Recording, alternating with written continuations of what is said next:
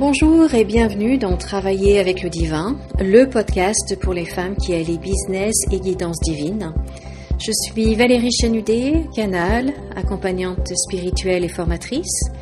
Ici, je vous partage des clés, des élans, des canalisations, des prises de conscience pour œuvrer avec l'âme, vous connecter à la source et incarner pleinement votre mission. Merci d'être ici. Installez-vous, ouvrez votre cœur et laissez la vibration faire son œuvre.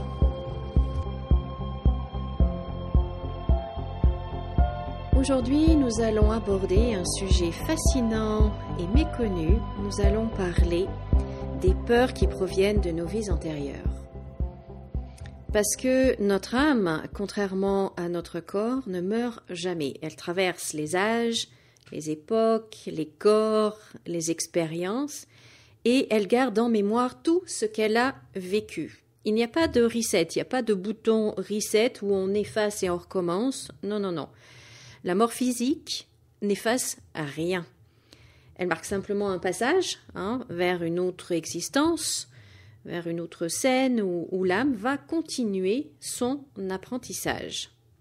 Vous êtes prêts? Alors on commence. Donc notre âme, en fait, si vous voulez, c'est comme un magnifique livre où chaque vie est un chapitre.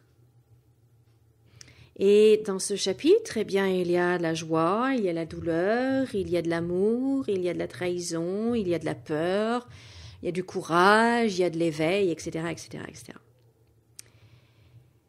Et même si nous ne nous souvenons pas consciemment de toutes ces histoires, donc de toutes ces vies antérieures, de toutes ces histoires-là, elles continuent par contre de nous habiter. Elles sont toujours là et elles nous façonnent, elles façonnent nos réactions, elles façonnent nos attirances, nos blocages, nos schémas de vie. Et elles sont là, dans nos cellules, dans nos émotions, dans les choix qu'on fait.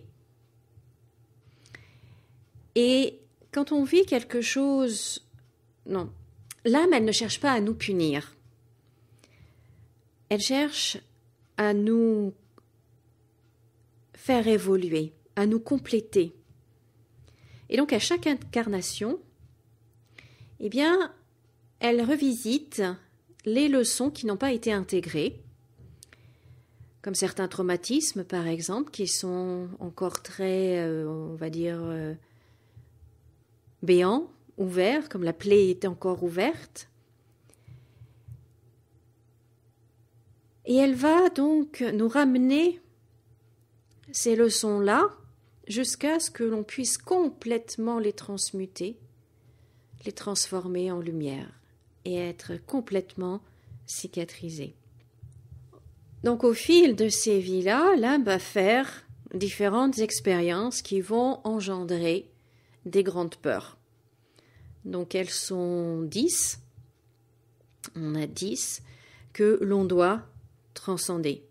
Et dans chaque incarnation, l'une de ces peurs s'active plus particulièrement pour être mise en lumière. Et donc ces peurs, elles ne viennent pas de nulle part, elles sont vraiment le fruit d'expériences vécues dans d'autres vies. Ces expériences sont forcément marquées de souffrance, de perte, d'injustice, de douleur. Et dans cette vie-ci, là, dans votre vie actuelle, eh bien, elle se réactive au travers de certaines situations, comme la séparation, le rejet, enfin une trahison, une humiliation, le manque, la perte, etc., etc. Et en fait, ce ne sont pas des malchances, ce sont des rappels, les moyens utilisés pour mettre en lumière cette peur, pour la travailler et pour s'en libérer complètement, pour s'en débarrasser même, je vais dire, complètement. Alors je sais que c'est parfois difficile à entendre et à accepter, surtout quand on est dans la situation, mais rien de ce que vous vivez n'est en fait contre vous. Ce n'est pas fait pour vous punir, ce n'est pas contre vous, mais ce sont vraiment des portes qui s'ouvrent pour aller vers une évolution, vers l'éveil. Et donc, quand on comprend, quand on accepte, quand on intègre que une peur d'une vie antérieure se réactive, ce n'est pas pour nous punir, c'est vraiment pour la traverser et pour nous en libérer. Il faut vraiment arriver à intégrer ce concept. Je sais que parfois ce n'est pas facile, en effet, mais c'est vraiment pour ça, c'est vraiment pour la paix, c'est vraiment pour notre libération, c'est vraiment pour notre évolution. Parce que, malheureusement, je dirais, en tant qu'humaine, c'est dans la souffrance qu'on comprend le plus de choses. Et c'est après ces passages-là qu'on atteint la paix. Malheureusement, c'est un peu comme ça que ça se passe. Et croyez bien que je le regrette. Et donc, ce qui est important, c'est de ne pas fuir cette peur.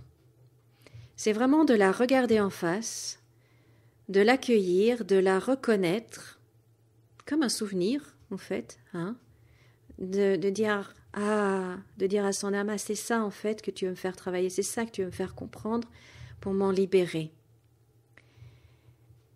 Et donc, la libération, elle ne passe pas par une lutte, ni par une volonté mentale, ni par la volonté seule, c'est pas suffisant. C'est pas comme ça que ça se passe, mais ça passe par la conscience.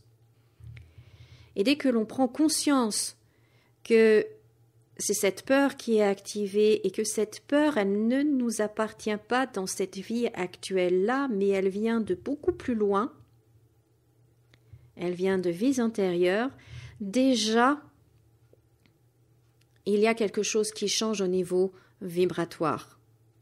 Déjà, on n'est plus dans l'état de victime. Et quand on n'est plus dans ce rôle de victime, eh bien, on reprend les choses en main et donc on fait ce qu'il faut pour se libérer de cette peur. Donc, regardez les schémas dans votre vie qui se répètent, les situations qui reviennent encore et encore, les émotions disproportionnées face à certains événements. Eh bien, vous verrez là les traces de ces mémoires anciennes et la trace de cette peur, en fait. Et c'est à partir de là que vous pourrez vraiment faire le travail qu'il faut pour vous en libérer pleinement. Donc, souvenez-vous que votre âme, elle apprend. Elle est en apprentissage, si vous voulez. Donc, chaque événement et chaque émotion, chaque peur ressentie est en fait une invitation à revenir à sa puissance et une invitation à évoluer. Donc, plus vous avancez, eh bien plus vous trouverez des parties de vous qui ont été blessées dans des vies antérieures et qui maintenant, en fait, ont besoin d'être cicatrisées, d'être libérées. Voilà ce que je pouvais vous dire sur les peurs qui viennent de nos vies antérieures. Si vous sentez que vous avez besoin d'un coup de main pour identifier et vous libérer de ces peurs, n'hésitez pas à me contacter. Je mettrai le lien dans la description sous cet épisode. Et en tout cas, je vous remercie beaucoup de m'avoir écouté. Et si cet épisode a résonné en vous, n'hésitez pas à le partager, à le commenter, à le réécouter, à le liker selon la plateforme, étoile, cœur, pouce, n'hésitez pas. Je vous souhaite de passer une très très belle semaine et j'ai plaisir à vous retrouver la semaine prochaine pour un nouvel épisode, toujours dans la mini-série Les profils de l'âme. Je vous souhaite de passer une très très belle semaine, comme d'habitude, souriez, rayonnez. À bientôt, au revoir.